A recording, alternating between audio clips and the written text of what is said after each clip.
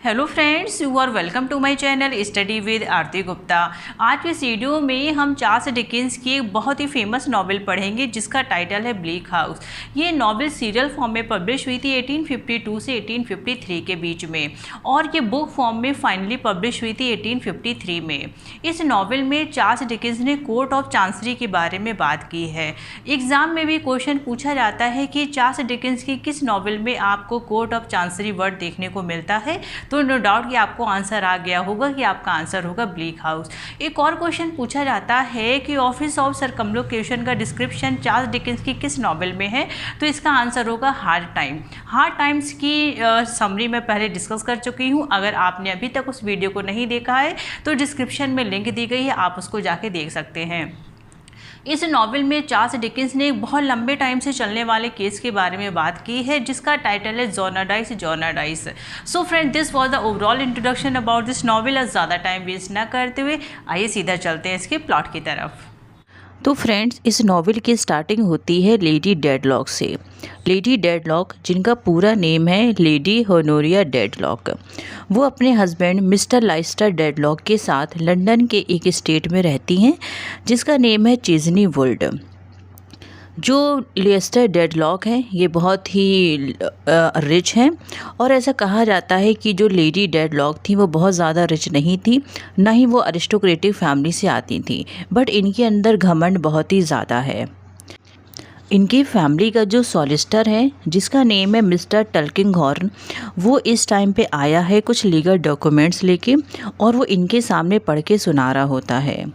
Lady deadlock उस जो legal documents थे उसकी हैंड राइटिंग को देखती हैं, उनको बड़ा इस चीज़ का असर होता है और वो ऑलमोस्ट बेहोशी होने वाली होती हैं। ये चीज़ ये एडवोकेट जो मिस्टर टल्किंगहॉर्न था ये नोटिस कर लेता है और वो कोशिश करता है कि अब वो इन्वेस्टिगेट करेगा कि आखिर मैटर क्या है। तो ये जो एडवोकेट होता है मिस्टर टल्किंगहॉर्न, ये लंदन में एक लड़का होता है नेमो, ये उसको मतलब फाइंड आउट करने की कोशिश करता है। तो उसको पता चलता है कि उसकी डेथ हो गई है क्योंकि वो जो राइटिंग थी वो किसी और की नहीं, नेमो की ही थी। लेकिन कोई भी इस नेमो के बारे में नहीं जानता था, केवल एक पुअर होमलेस स्ट्रीट स्वीपर था जिसका नेम था जो, केवल वो ही जानता था कि नेमो इस टाइम कहाँ पे है और कहाँ पे नहीं है। वैसे तो इसकी डेथ हो चुकी है। जो है वो बहुत ही ज़्यादा परेशान है और अकेला रहता है क्योंकि वो बहुत ही ज़्यादा गरीब है।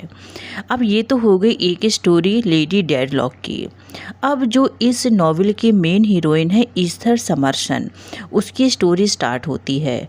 जो ईस्थर है वो मिस बारबरी के साथ रहती है। मिस बारबरी जो कि उसकी आंट है, लेकिन ईस्थर है वो अनाथ है, उसको ये नहीं पता कि उसके मम्मी पापा कौन हैं। जब ईस्थर का बर्थडे होता है तो वो मिस बारबरी से पूछती है कि आप मुझे मेरी मदर के बारे में कुछ बताइए। तो वो कहती हैं बहुत ही गुस्से में कि तुम अपनी मदर के लिए एक डिस्ग्रेस थी और तुम्हारे लिए तुम्हारी मदर एक डिस्ग्रेस थी, इससे ज़्यादा और मैं तुमसे कुछ भी नहीं कह सकती। उसके बाद मिस बारबरी की कुछ टाइम के बाद डेथ हो जाती है। अब डेथ हो जाने के बाद इसकी जो गार्जियनशिप है वो मिलती है जॉन जोनाडाइस को। जॉन जोनाडाइस की कस्टडी में आने के बाद ईस्थर को स्कूल भेजा जाता है पढ़ने के लिए। ईस्थर 6 साल तक वहाँ पे पढ़ती है उस स्कूल में। उसके बाद ये जोनाडाइस फैमिली में आ जाती है। जोनाडाइस फैमिली का नेम ही ब्लीक हाउस है। उस फैमिली में 2 और भी बच्चे रहते हैं जिसमें से एक का नेम है रिचर्ड कार्डसन और दूसरे का नेम है एडा क्लेयर। जो रिचर्ड कार्डस्टोन है और एडा क्लेयर है, वैसे तो ये रिलेशन में कज़न लगते हैं लेकिन ये एक दूसरे को प्यार भी करते हैं। अब कोर्ट ऑफ चांसरी में जो एक केस चल रहा है जोनाडाइस एंड जोनाडाइस, ये बहुत ही लंबे टाइम से केस चल रहा है। इस केस में जो विल है उसकी एक बेनिफैक्टर लेडी डेडलॉक भी थी, इसी वजह से वो इस केस से जुड़ी हुई थी। एक्चुअली ये जो केस है जोनाडाइस ये केस चल रहा है कोर्ट ऑफ चांसरी में। इस विल के 2 से ज़्यादा बेनिफैक्टर हैं। अब जब जॉर्नाडाइस को ये बात पता चलती है कि रिचर्ड और एडा एक दूसरे को प्यार करते हैं, तो जॉर्नाडाइस इस बात को लेके बिल्कुल भी अपोज नहीं करते, बल्कि वो रिचर्ड को बोलते हैं कि पहले तुम कोई प्रोफेशन चूज़ कर लो। तो रिचर्ड को तो ऑलरेडी पता है इस केस के बारे में, उसको ये भी पता है कि उस विल में उसका भी नेम है। तो वो क्या करता है, वो सोचता है कि नहीं, एक्चुअली वो पहले कुछ और करने का सोच रहा था, लेकिन जैसे इसको पता चलता है इस केस के बारे में और इस विल के बारे में, तो वो ये डिसाइड करता है कि नहीं, वो अब इसको रिजॉल्व करके ही रहेगा। और वो क्या करता है, वो अपना करियर लॉ की तरफ बनाने का सोचने लगता है। और यहाँ पे जो ईस्थर समरसन होती है, वो एक लड़का होता है एलन वुडकोट, जो कि फिजिशियन होता है। वो उससे प्यार करने लगती है, जबकि उसकी पहले इंगेजमेंट मीन पहले से ही वो जॉर्नाडाइस के साथ, मतलब ये था कि वो उससे शादी करेगी, वो उसके साथ बिजी थी, लेकिन फिर भी वो जो एलन वुडकोट होता है फिजिशियन, उसके साथ वो इंगेज हो जाती है, उससे प्यार करने लगती है। अब जो लेडी डेडलॉक होती हैं वो जाती हैं जो से मिलने, क्योंकि वो जानना चाहती थी कि नेमो की ग्रेव कहाँ पे है। ये नेमो वही है जिसने उस मीन्स जब वो लीगल डॉक्यूमेंट्स पढ़ रहा था उसकी राइटिंग को पहचान लिया था, तो वही नेमो है। तो ये जो से मिलने जाती है, लेकिन ये अपने रियल ओरिजिनल कंडीशन में नहीं जाती है, ये अपनी मेड का डिस्गाइज रखती है, मीन्स हॉर्टेंस बन के जाती है ये, और जो से मिलती है, क्योंकि वो जानना चाहती थी कि एग्जैक्टली उसकी नेमो की ग्रेव है कहाँ पे। अब ये जो इनका वकील था, मीन्स जो सॉलिसिटर था मिस्टर टंगनहॉर, ये क्या करता है, इसको पता चल गया है कि कुछ ना कुछ तो सीक्रेट है ही, और ये सर लाइस्टर के को बिल्कुल भी नहीं पता है इसके बारे में। तो वो क्या करता है, वो इस पे नज़र रखना शुरू कर देता है। केवल वो खुद ही नज़र नहीं रखता, बल्कि जो इंस्पेक्टर बकेट होता है उसको भी अपॉइंट कर लेता है कि हम ऐसा करते हैं कि हम थोड़ा सा इस पे काम करते हैं और देखते हैं कि एग्जैक्टली ये है क्या चीज़, और तुम एक ऐसा करो कि तुम जो का पीछा करो जिससे वो टाउन से बाहर चला जाए। अब जो ईस्थर है वो दोपहर के समय लेडी डेडलॉक को चर्च में देखती है और उनसे बातें करती है। ईस्थर जब चर्च में लेडी डेडलॉक को देखती है तो उसको लगता है कि बड़ी स्ट्रेंज वुमेन है ये, लेकिन कहीं ना कहीं उसको ये भी लगता है कि ये कहीं ना कहीं मेरे जैसी ही दिख रही है। और यहाँ पे लेडी डेडलॉक को ये पता चल जाता है कि ईस्थर कोई और नहीं बल्कि मेरी खुद की बेटी है। एक्चुअली लेडी डेडलॉक का एक पास्ट भी है।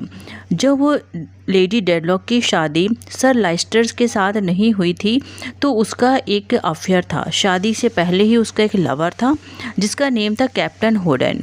ये कैप्टन जो हॉर्डन है वो कोई और नहीं बल्कि नेमो ही है, और इसी नेमो से ही लेडी डेडलॉक को एक डॉटर भी हुई थी। तभी लेडी डेडलॉक ने ये डॉटर अपनी सिस्टर मिस बारबी को हैंडओवर कर दी थी। तभी से वो मिस बारबी के साथ रह रही होती है। अब क्या होता है कि इसके बाद जो ईस्थर होती है वो बहुत ज़्यादा बीमार हो जाती है, उसको स्मॉल पॉक्स हो जाता है, जिसकी वजह से उसकी पूरी बॉडी डिसफिगर हो जाती है। जो लेडी डेडलॉक होती हैं वो डिस्गाइज में बार बार जाती हैं ये पता करने के लिए कि वो एग्जैक्टली ठीक हुई है या फिर नहीं हुई है। ईस्थर का सर्वेंट ये बात ईस्थर को बताता है कि रोज़ रात को एक लेडी यहाँ पे आती है पूरे ब्लैक कपड़ों में, और वो तुम्हारे बारे में जानना चाहती है कि तुम्हारी तबीयत ठीक हुई है या नहीं हुई है। तब एग्जैक्टली ये जब ये पता करने की कोशिश करती है तो इसको ये पता चलता है कि वो कोई और नहीं बल्कि लेडी डेडलॉक हैं, और वो इसकी मदर हैं। एक रियल मदर उसकी लेडी डेडलॉक भी ही हैं, और ये दोनों बहुत ही ज़्यादा एक दूसरे से मिलके खुश हो जाती हैं। अब जब ईस्थर रिकवर हो जाती है तो उसको ये पता चलता है कि जो रिचर्ड है वो अपने सभी प्रोफेशंस में फ़ेल हो गया है, और एग्जैक्टली अब वो कोशिश कर रहा है कि जॉर्नाडाइस केस उसके फेवर में आ जाए। एडा भी उसके फेवर में होती है। ये दोनों क्या करते हैं, और जो रिचर्ड होता है वो इस केस में सभी अपना जितना भी पैसा उसके पास होता है सारा पैसा उसका बर्बाद हो जाता है। ये सीक्रेटली एडा से शादी भी कर लेता है। एडा इस टाइम पे प्रेग्नेंट होती है। अब बात करें ईस्थर की, तो जो ईस्थर है वो मिस्टर वुडकोट को प्यार करती थी, लेकिन उसको ये नहीं पता था कि अब वुडकोट उसको प्यार करता भी है या नहीं करता है, क्योंकि स्मॉल पॉक्स की वजह से उसकी बॉडी बहुत ही ज़्यादा डिसफिगर हो जाती है। तो सोचती है पता नहीं अब क्या ही होगा, लेकिन फिर भी ठीक है। वो कहती है कि जो मेरे गार्जियन थे मिस्टर जॉर्नडाइस, मैं उनसे शादी कर लूँगी जो मुझसे काफ़ी ज़्यादा ओल्ड भी हैं। और दूसरी तरफ जो हॉर्टेंस थी, मेड मीन्स लेडी डेडलॉक की जो मेड थी हॉर्टेंस, और मिस्टर टल्किंगहॉर्न थे, उनको ट्रुथ के बारे में पता चल जाता है कि एग्जैक्टली लेडी डेडलॉक का पास्ट क्या था। अब जो लेडी डेडलॉक हैं वो घर से भाग जाती हैं और एक लेटर अपने हस्बैंड के नाम छोड़ जाती हैं और बता देती हैं सारा कि उन्होंने क्या क्या किया, और उनसे माफ़ी भी मांगती हैं। जो मिस्टर टल्किंगहॉर्न होते हैं वो हॉर्टेंस को डिसमिस कर देते हैं घर से, क्योंकि अब इसका कोई भी यूज़ घर पे नहीं है, और बल्कि he shot through the heart means, और ये पूरा जो सस्पिशन होता है वो जाता है लेडी डेडलॉक के ऊपर। जब मिस्टर लेस्टर को ये पता चलता है कि मेरी वाइफ घर से भाग गई है, मेरे लॉयर्स की डेथ हो गई है, और ये सब चीज़ें पता चलती है, तो बहुत ही ज़्यादा वो परेशान होते हैं। और जो इंस्पेक्टर बकेट था उससे बोलते हैं कि मेरी वाइफ को ढूंढ के ला दो, मैं कुछ भी करूं बट मैं उसको माफ़ कर दूंगा, और अब ऐसी कोई भी बात नहीं है। इंस्पेक्टर बकेट ईस्थर की मदद से कोशिश करते हैं उनको फाइंड आउट करने की। तो उसकी जो लेडी डेडलॉक है उसकी डेड बॉडी उस नेमो की ग्रेव के पास ही मिलती है, जो कि लेडी डेडलॉक सर्दी के मौसम में, इतनी ज़्यादा सर्दी थी, बर्फ़ जमी हुई थी, वहाँ पे चल के जाती हैं तो उनकी डेथ हो जाती है, और उनकी डेड बॉडी वहीं नेमो की जो ग्रेव थी उसके पास ही मिलती है। यहाँ पे उसको रिचर्ड को ये पता चलता है कि पूरी तरीके से केस को हार चुका है, क्योंकि जितनी भी कॉस्ट थी उससे पूरा स्टेट कंज्यूम हो चुका था। रिचर्ड बेहोश हो जाता है, उसके मुंह से ब्लड आने लगता है, और ये बात श्योर हो जाती है कि वो अपनी लास्ट स्टेज में था, उसको ट्यूबरकुलोसिस हो गया था, और रिचर्ड की डेथ हो जाती है। जो मिस्टर जॉर्नडाइस होते हैं वो एडा को अपने साथ घर ले जाते हैं और उसके बेटे को भी अपने साथ लेके जाते हैं, और उसके बेटे का नाम रिचर्ड ही रखते हैं। जो यहाँ पे ईस्थर थी वो मिस्टर वुडकोट से शादी कर लेती है और यॉर्कशायर वाले घर पे रहने लगती है। ये जो यॉर्कशायर वाला घर था ये जॉर्नडाइस ने ही उसको दिया था, और लास्ट में जो कपल था इनको 2 बेटियां भी होती हैं, और यहाँ पे नॉवेल फिनिश हो जाती है। तो फ्रेंड्स, आई एम श्योर कि आपको नॉवेल समझ में आई होगी। तो आज की वीडियो में बस इतना ही। Thank you so much.